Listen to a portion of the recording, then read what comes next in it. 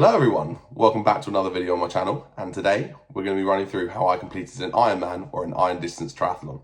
Let's get into it. So if you're clicking on this video, you probably want to know a bit more about what it takes to do an Ironman or an iron distance triathlon. So it's a 3.8 kilometer swim that takes anywhere from just under an hour for professionals to really any amount of time. The cutoff normally is about 2 hours 15.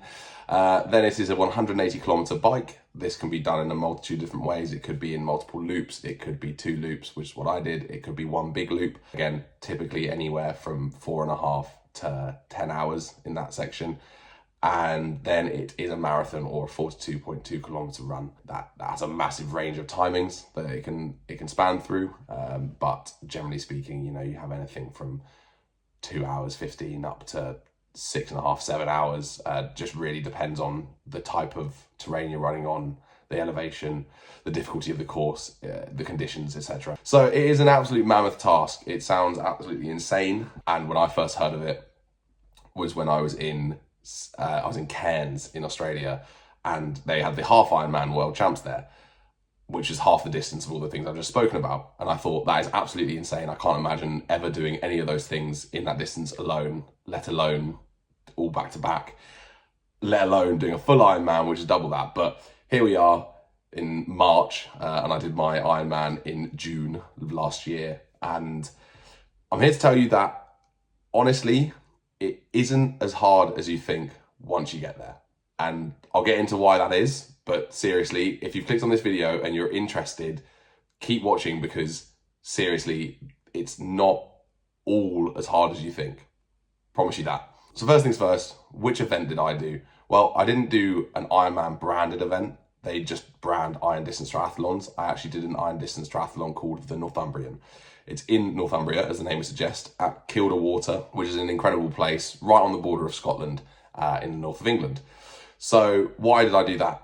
Well, I was looking at the prices of all the Ironmans, and they range from, 650 to over £1,000 for a full Ironman, and obviously in different parts of the world.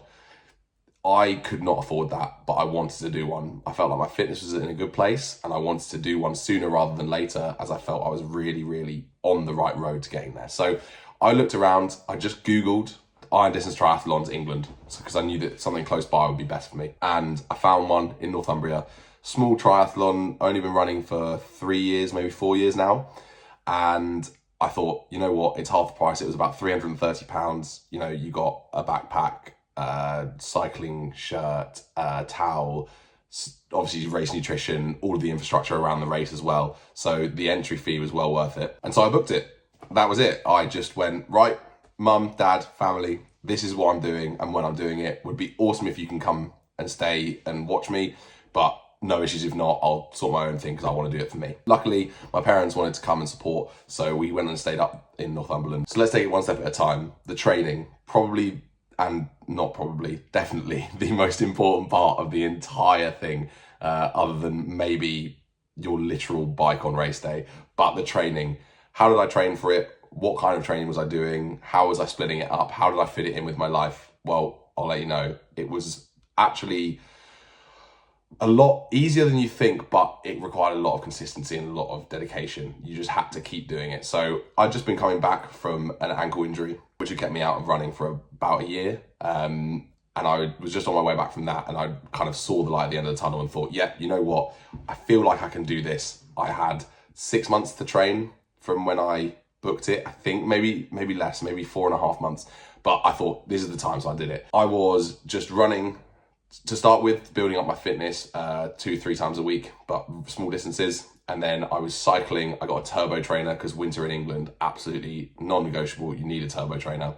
It makes all the difference, because you can get on. Consistency is key. It doesn't matter about the long rides so much as the consistency of the short rides. So I had a turbo trainer, which was excellent. Absolutely recommend that if you're training for an Ironman, 100%. And then once the weather warmed up a bit, I started swimming frequently at a local open water swimming lake, which was amazing. So lucky to have that so close by. And that made a massive difference. But obviously the weather was kind of preventing that up until about April, late March. And that's the thing, you've just got to be consistent. I'm lucky in that I swam a lot when I was younger, so I've not had to train that too much. For a lot of people, that can be the most daunting part of the entire thing. Once you get into it, and you get consistent with swimming, it's really, really simple. You just have to get the technique right, and then you can kind of just float and glide, and it's not too bad. It really does put some people off, so I completely understand that. If you haven't swum when you were younger as well, it can be really, really challenging. So completely understand. I was just swimming weekly, and I was very lucky. I had a couple of friends who also had signed up for a different Ironman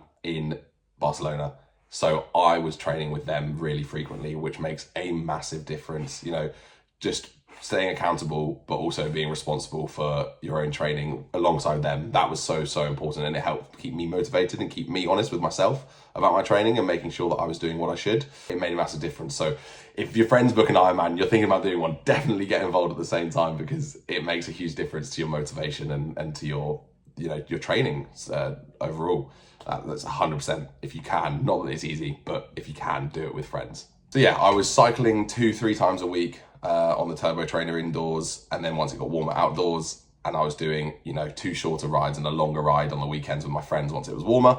And then I was running 3 times a week, just getting volume. It was all about volume. Didn't matter about speed or pace or anything. It was just volume, volume, volume. So that's it. And then the swimming was once a week just to top myself up. A couple of longer swims. I did one kind of test swim where I did about 3.2 kilometers, and I knew that if I could swim 2.5 kilometers at the pace I wanted, that I could maintain that for the race. So I was really comfortable, but it was a lot of hours I was doing, probably close to 10 to 12 hours a week, depending on which week and what was going on. The cycling making up a majority of that, obviously, especially with long rides. You know, that was a 6 hours, 7 hours in the saddle on the weekend, 100 kilometers. And the other thing to mention is brick sessions. So if you haven't heard of a brick session, it is when you do 2 or 3 parts of a triathlon back to back. So for example, go for a cycle, and then once you get back, go for a run like you would in the event. This is really important for understanding how you'll feel during, but also for training your body to be used to it, so that you don't get injured or have a bit of a blip or a lack of energy or anything like that. It's so important, so important, can I stress, to do some brick sessions. They are difficult, but actually that transition off the bike for the first 5 kilometers of running feels like hell, and then you actually start to grow into it as your brain tells your body to move the blood to the right areas, and then you start working properly. So really recommend doing that. The swimming into a run and swimming into a cycle, not so much, because the swimming is so different to those that it doesn't really impact. I would just recommend massively doing the cycle into the run. So 100% practice some brick sessions. I think the longest ones I did was I'd get off of a 100-kilometer bike ride and go straight into possibly a 10 or a 15k run. You don't need to do it over the top. You don't want to burn yourself out and absolutely kill yourself, because you just need to know that you can do it. So that's more of a test of your abilities as well. So that's really, really important. The final thing on training is practice your nutrition. So whilst you're out cycling, you should be anyway, but taking gels, food, fuel, as that is such a key part of these races. And when you're running, practice your fueling. It can be really difficult to try and eat whilst running, even consuming gels whilst running and drinking whilst running. All of these things are actually quite difficult, and your body will react differently to different things that you put in it. So find what works for you. On my course, they had an incredible array of different foods and supplements and gels, etc. So I was very fortunate, but not all of them will have the exact same layout. So it's important to know what you're going to get into, know what you need to bring. For example, on the bike, you know, you're going to have long periods, 20 kilometers at a time, where you're not going to see anyone.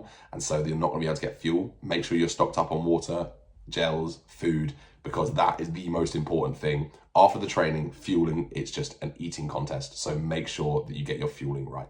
For the race, I travelled up to Northumberland. I live in the south of England, so it was about a 6-hour drive. I drove myself and all my equipment, double checked everything I had before I went, any spares, everything. I brought it all with me just in case, and then drove up 2 days before the event. Arrived in Northumberland, got all my kit out, made sure that everything was back together. You know, I put my bike back together, made sure that everything worked properly, and tested everything out.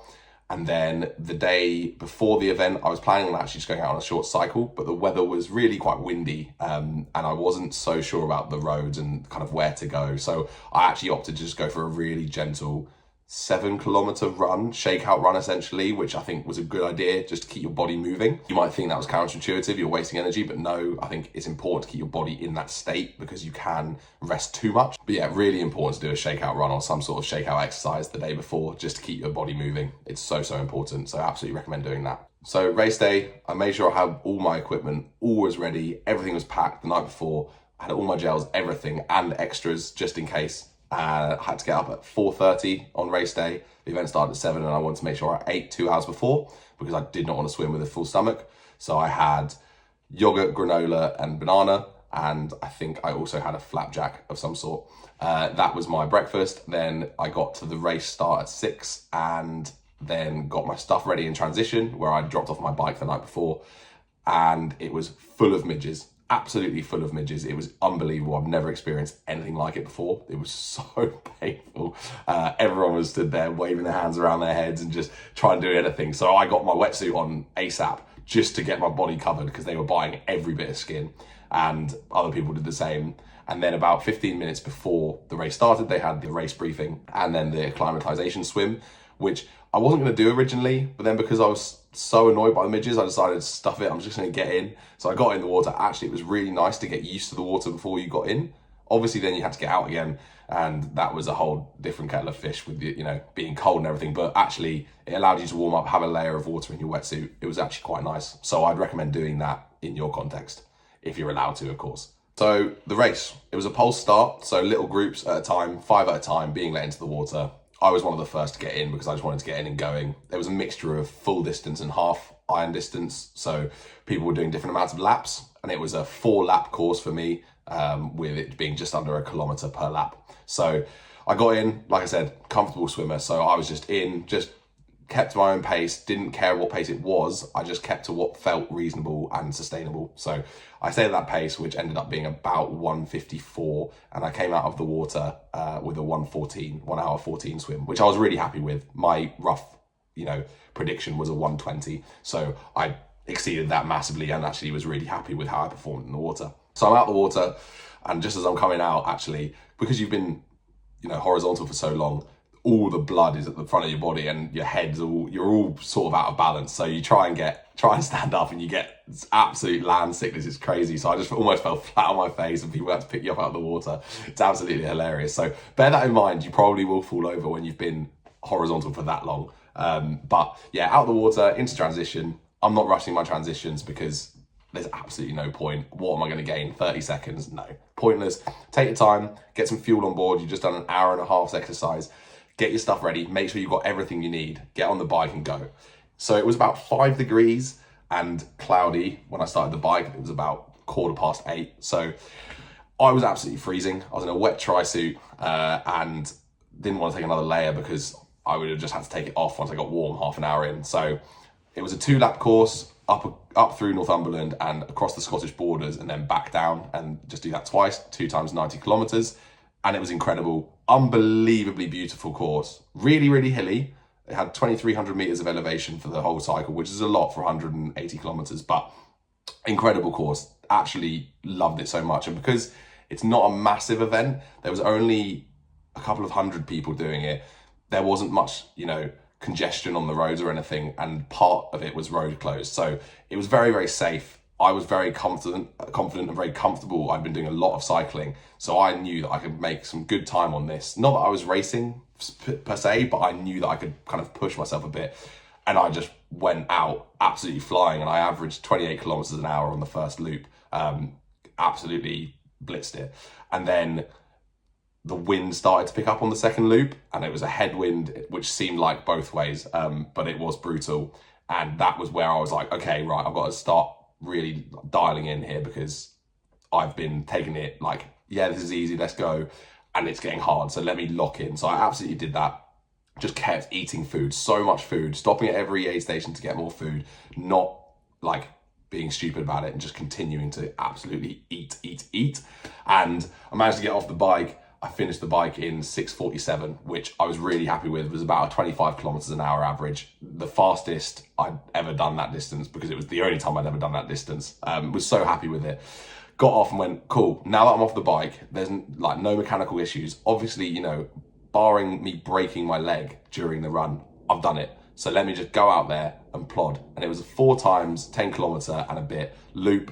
And it was just a trail around the edge of Kielder Water and then around into the woods and back down.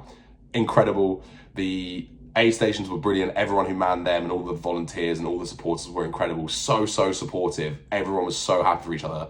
I think I came off of the bike in about 9th position, and there was about 40 people doing the full. So I was off the bike in 9th position, which I was buzzing with. I, again, wasn't racing for any reason, and just went out and just enjoyed myself on the run. So I ended up getting halfway round, stopping for a wee, because, you know, you've got to go to the toilet, and my runner's knee played up. If you're not familiar, IT band issue, because I have weak glutes. That's why, but there's other reasons for a runner's knee, but that's mine. And it was, relative agony for about 10 minutes after I restarted that. And I went, well, now I can't really stop anymore. So I had to keep going, because every time I stopped, it flared up and that aggravation was there. So I just cracked on, went, I'm not going to stop for this. I don't care. Just carry on as much as you can. So that's what I did. And then I think I got distracted by that, completely forgot to fuel. Before that, I was eating every aid station there, every 5 kilometers. And then I just missed 2 and my body died. I ran out of energy like that. I was genuinely in between 2 aid stations and I didn't know which way to go. I didn't know whether to turn around and go back, go forwards. It was horrible. It was the closest I've ever been to just completely bonking and passing out. But luckily, I didn't do that. I just chugged my way, walked 2.5 kilometers to the next aid station, stood there for 5-10 minutes, just eating everything, getting so much sugar in my body, drinking Diet Coke, no, full fat Coke, drinking Coke, just getting everything back in my body, letting it settle in, and then cracked on with a bit of a walk and then got going and felt so much better. So that was my signal to say, do not forget to fuel. And that was at about 30 kilometers. So I knew I had about 12 to go. I could do it. Final lap on the way back, get there. I'll throw in some clips as well if they haven't been in already, but there's some clips of me running. I haven't got anything of the cycling or the swimming, but yeah, I'll throw in some of me running.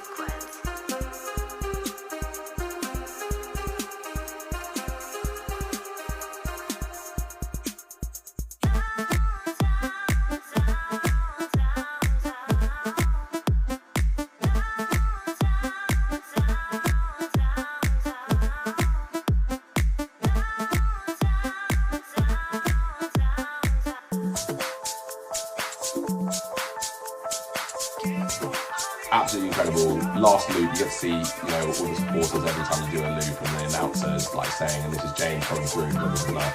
It's awesome, amazing event, couldn't recommend it enough. And yeah, came round, managed to finish my run in, I think it was a 4:20, 4:23, something like that. And yeah, it was just the absolute best feeling to cross that finish line and be so relieved about everything and so proud of what I'd achieved. And then you kind of are just there. And actually, coincidentally enough, it was near a place called Bellingham. And that day, and right that moment when I was doing the Iron Distance Triathlon, England were playing in the quarterfinals of the Euros, I believe. I think it was against Slovakia or Slovenia, and were 1-0 down when I finished. My mum told me that we were 1-0 down. And then by the time I'd gone into transition, got all my stuff together, packed up my stuff, I was like, I don't care. I'm not gonna let that ruin my day. England had scored an equaliser, the Bellingham overhead kick, and then Kane had scored the winner. Unbelievable. I mean, what the chance of being next to a place called Bellingham and then Bellingham scoring that goal on that day? I'd say it's rather coincidental and rather fortuitous, but you know. But yeah, incredible feeling, and just, you know, celebrated with my family, went back home, didn't have a clue what I wanted to eat. My mum was like, what do you want? Literally have anything. I was like, I don't know. I don't want anything. I don't want any more gels. And I ended up having like a full fry up, which was delicious. Just salt, I think, was what I was craving. Just so much saltiness from all the sweat that I had that day. And yeah, it was an incredible feeling. I made sure, had an ice bath straight after I got back. I say an ice bath, just as cold as the tap would go, you know, just to get that recovery. And honestly, I felt absolutely fine. My legs weren't really that sore. I think I trained to the point where those DOMs wouldn't come, and also I was sensible. I didn't push myself too hard. So I came sixth out of like 40 people, which I was really, really proud of. I think I did it in about 12 hours, 40 something. I think that was it. 12 hours, 45, I just checked on this little thing. It's like a little plaque that my sister got me, which has my times on it. It's very, very cool. Really nice way to remember the race. It's an incredible thing. And if you're thinking about doing one, you're not sure, do it. If you have the ability to do it, just do it. It is so, so worth it. It's a big commitment time-wise and effort-wise and commitment-wise, obviously, but it's so rewarding, and actually the journey to get to that point is incredible. It is just an amazing, amazing feeling that I don't think you could really replicate in any other sport, because of the sheer vastness and diversity of the sports that you have to train in and how much you have to commit to it. But I didn't sacrifice my entire life for it. I just made sure that it fit in with what I did daily. So if you're thinking about it, I can't recommend it enough. Specifically the Northumbrian, if you want a reasonably priced, amazing course, beautiful scenario, beautiful surroundings, not too busy, well stocked, just everything, the Northumbrian, 100% the Northumbrian. Please, please, please, if you see this and it makes sense for you, go and do that event, because I could not recommend it more. So I suppose that begs the question, am I doing another one? Well, right now, no. I'm training for marathons. I'm just doing some marathon stuff this year, and I'm thinking about doing high rock stuff next year. So at the moment, it's not on the cards unless an opportunity arises. I'm liking just focusing on one discipline, one sport in running. But would I do one again in the future? Absolutely. I want to do the one in Austria because it looks stunning. And actually one of my friends who has done a half Ironman is doing that this summer. So I'm going to ask him how that goes and hopefully do that at some point in the future. Maybe even train and specifically try and get a time like sub 12 hours or something like that. I'm not entirely sure, but yes, I would do another one. No, I'm not going to do it right away. But would I recommend it to you? Yes, yes, yes. 100 times yes. And if you've watched this far and you're still considering it, just do it. You clearly want to, unless I'm that interesting, which is, there's no way that's true. Just do it. The best thing I've ever done, most incredible thing I've ever done. And it's something that, will live in your memory for as long as you can remember. So absolutely recommend it. Please, please, please go and do it. But you don't have to do an Ironman branded one. There are plenty of other ones in England that are just iron distance triathlons, and they are also amazing. So that's it. That is my story of how I completed an iron distance triathlon or an Ironman. Thank you so much for watching. I really appreciate it. If you've gotten this far, then you clearly like my voice or something, or maybe it's just my hat or my dog. But please click subscribe and like. It massively helps the channel. It means that we can reach a wider audience of people who might be in a similar situation to yourself. And I've watched videos just like this one before I did my Ironman, and it gave me a lot of confidence and a lot of desire to go out there and achieve that goal. If you have any questions, just drop them in the comments below. I will absolutely answer every single one of you. And if you want to ask me any more specific questions, you don't want to put them on YouTube, go and follow my Instagram, drop me a message on there at averagejames96. I will 100% reply to you on there, no doubt about it. It's really important, and I want to get as many people into these sports as possible because I get so much enjoyment from them. I know that you guys can too. So thank you very much for watching, and I'll see you next time.